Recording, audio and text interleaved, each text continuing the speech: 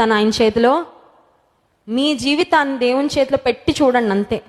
He will do wonders. మీరే ఆశ్చర్యపోతారు, దేవుడు ఇంతగా నడిపిస్తాడు అనుకోలేదు, ఇంతగా ఆశీర్వదిస్తాడని అనుకోలేదు. యవ్వన కాలంలో చాలాసార్లు యవ్వనస్తులు వెనక ఉండి తోస్తూ ఉండాలి. పేరెంట్స్ ప్రేయర్ చేయండి, బైబిల్ చదవండి, మందిరానికి వెళ్ళండి, యూత్ మీటింగ్కి వెళ్ళండి. కాదండి, ఇందాక చెప్పాను కదా, ఆసక్తి మీలో మీకు రావాలి.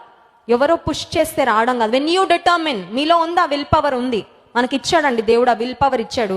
గుడ్ థింగ్స్కి, రైట్ థింగ్స్కి వాడాలి, దాన్ని సరి అయిన విషయాలకి వినియోగించుకోండి. I will pray more. I will be faithful. I will show God's love.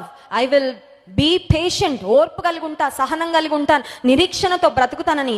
ఇప్పుడు 7 ఆత్మీయ అనుభవాలు మనం చదువుకున్నాం. ఇవన్నీ మీరు ప్రాక్టీస్ చేయండి. లెట్ మీ టెల్ యూ, కొన్ని సంవత్సరాలు గడిచిన తర్వాత యూ విల్ బీ అమేజ్డ్. వెనక్కి తిరిగి చూసుకుంటే ఆశ్చర్యపోతే, దేవుడు ఇంత దూరము ఇంత అద్భుతంగా నన్ను నడిపించాడా. భక్తుడు అంటాడు, నేను ఎక్కలేనంత ఎత్తైన కొండపైకి నన్ను ఎక్కిస్తాడు దేవుడు. కానీ ఎక్కడానికి మెట్లేంటో తెలుసా అండి?